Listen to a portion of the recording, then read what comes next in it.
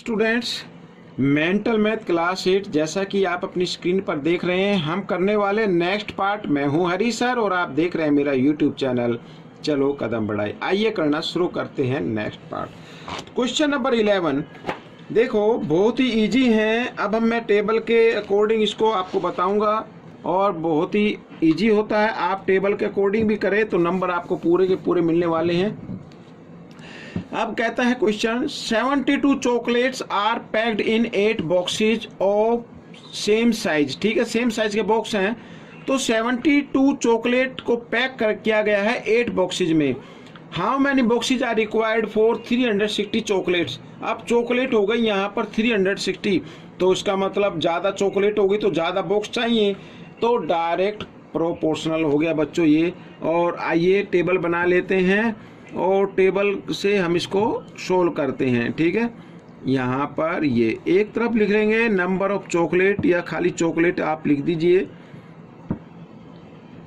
Chocolates, और एक तरफ लिखेंगे बॉक्स।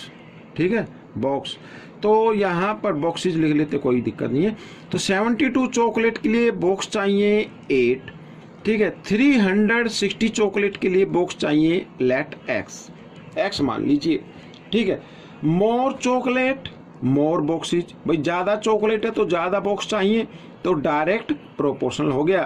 तो हम चॉकलेट को डायरेक्ट रेशो में लिख देंगे 72 रेशो 360, ये चॉकलेट हो गया। और बॉक्सेज का जो रेशो लिखेंगे वो भी डायरेक्ट ही लिखेंगे 8 ratio x, multiplication of external term 72 into x और मल्टीप्लीकेशन ऑफ इंटरनल टर्म। तो जब इंटरनल टर्म के हम मल्टीप्लाई करते हैं तो आपको मल्टीप्लाई करने की ज़रूरत नहीं है, आप सिर्फ मल्टीप्लाई की फॉर्म में लिखें इस तरीके से। और यहाँ पर ये 72 आ गया क्योंकि इधर मल्टीप्लाई था, इधर आकर ये डिवाइड में आ गया। ठीक है, अब इस क्वेश्चन को मैं इधर कर लेता हूँ, थोड़ा सा इजी हो जाएगा क्योंकि इधर जगह कम है और नीचे क्वेश्चन लिखा हुआ है, तो इस तरीके से। ठीक है, अब आपको 9 की टेबल आती है। जी हाँ, 9 8 जा कितना होता है 72, तो 9 4 जा यहाँ पर इस तरीके से 8 से 8 हो गया, तो बच्चों x इक्वल आ गया 40, तो 40 बॉक्सेज आपको चाहिए होंगे। ठीक है, दिस इज द आंसर। अब क्वेश्चन नंबर 12 क्या कहता है ये देखो, ये भी इजी है। 6 man can construct A wall in 5 days. ठीक है, 6 मैन हैं, एक वॉल को 5 डेज में कंस्ट्रक्ट कर देते हैं।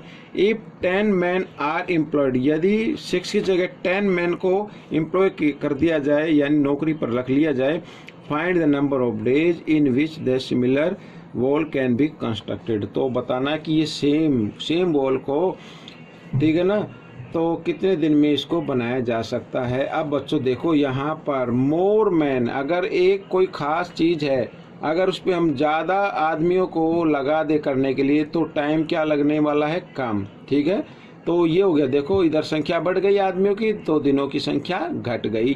तो ऐसे वेरिएशन को बोलते हैं इनवर्स प्रोपोर्शनल। ठीक है, तो आइए करना शुरू करते हैं। इसको भी बना लो टेबल, और टेबल से निकलता है बड़ी जल्दी तरीके से, और नंबर ऐसा नहीं कि आपके कट हो जाते हैं, कट नहीं होंगे और नंबर आपको पूरे के पूरे मिलेंगे। तो 6 मैन, डेज है 5 और मैन है 10, तो डेज हम कर लेते हैं यहाँ पर लेट एक्स। ठीक है, तो सिर्फ आपको यहाँ पर ये लिख देना मोर मैन लेस डेज। ठीक है, ये इस तरीके से। तो बच्चों यहाँ पर ज़्यादा आदमी होंगे तो उस काम को कम दिन में करेंगे, तो इन्वर्स प्रोपोर्शनल हो गया। तो आपको जो मैन हैं उनका रेशो लिखना डायरेक्ट में 6:10 और डेज का रेशो लिख देना इन्वर्स में, यानी पहले x को लिखना x/5। ठीक है, यहाँ पर आइए करना शुरू करते हैं मल्टीप्लीकेशन ऑफ इंटरनल टर्म। तो 10 इंटू एक्स इक्वल 5 इंटू 6। ठीक है, अब कई क्वेश्चन हो गए तो आप जल्दी से इसको कर सकते हैं। और 10 इधर मल्टीप्लाई में इधर आकर ये डिवाइड में आ गया, 5 1 जा 5, 5 2 जा 10, 2 1 जा 2, 2 3 जा 6। तो यहाँ पर बच्चों 3 days, this is the answer of this question. तो ये आपका आंसर निकल गया। आपका हम करेंगे question number 13।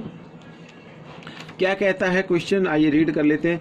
A carpenter prepares 36 tables in 8 days. ठीक है, इन यानी 36 टेबल को बनाने के लिए 8 डेज लगते हैं। In how many days would be prepare 27 such tables. पहले 36 टेबल थी, अब टेबल हो गई कम, तो कम टेबल हैं तो कम दिन लगेंगे। ठीक है, दोनों तरफ राशियाँ क्या हो रही है, रिड्यूस हो रही हैं, डिक्रीज हो रही हैं, तो डायरेक्ट प्रोपोर्शनल हो गया। ठीक है, आइए करना शुरू करते हैं।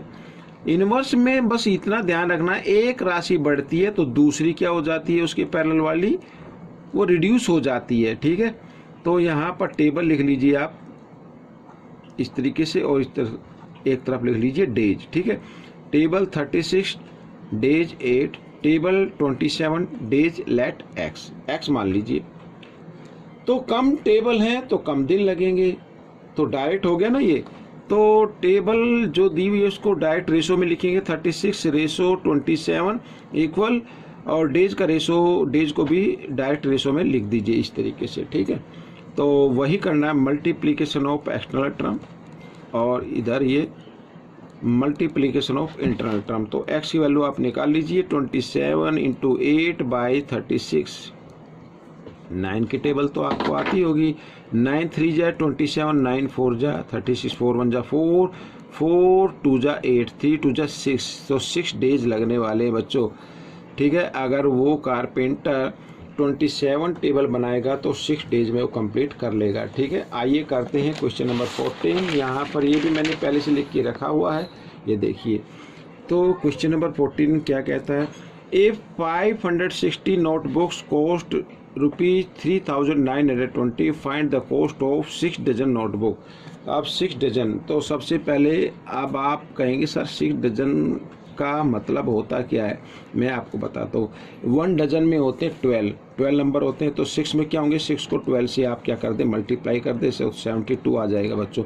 मीन्स हमें 72 नोटबुक की कॉस्ट फाइंड आउट करनी है। ठीक है, अब देखो 560 नोटबुक की कॉस्ट है, यहाँ पर दी है 3,920। अब तो नोटबुक कम हो गई, पहले 560 थी, अब कितनी हो गई, 72 गई, तो 72 की कॉस्ट तो कम होगी ना, यानी लेस नोटबुक्स लेस कॉस्ट। तो दोनों तरफ की जो अमाउंट है वो क्या हो गए, रिड्यूस हो गए, तो डायरेक्ट प्रोपोर्शनल कहलाएगा। और हम कर लेते हैं बच्चों यहाँ पर ये इस तरीके से टेबल बना लेते हैं। एक तरफ लिख लेते हैं नोटबुक्स, ठीक है, एक तरफ लिख लेते हैं कॉस्ट इन रुपीज।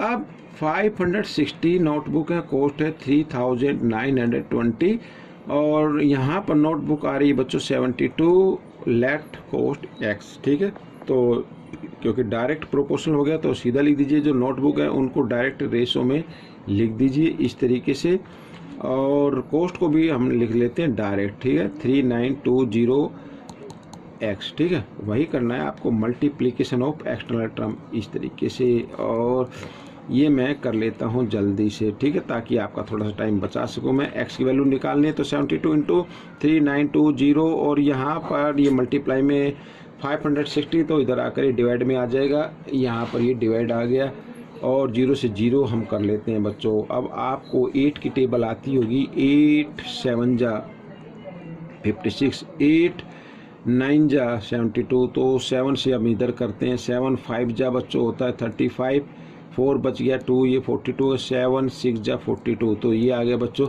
अब मल्टीप्लाई करते हैं 9 इंटू 56 की, तो 9 6 जा 54 का 4 कैरी 5, 9 5 जा 45 और 5 50, तो 504 बच्चों ये आ गई कॉस्ट। ठीक है, तो यही आपका आंसर बन गया। ठीक, आइए करते हैं इस पार्ट का लास्ट क्वेश्चन।